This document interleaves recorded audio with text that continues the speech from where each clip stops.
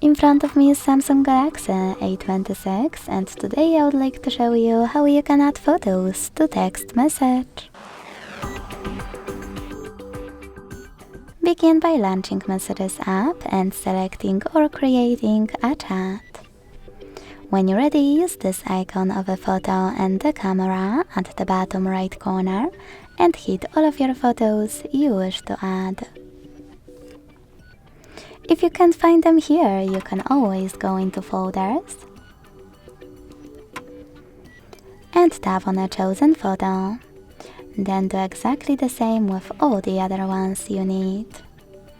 Thanks so much for watching. If you enjoyed this video, leave a like, comment and subscribe. Bye!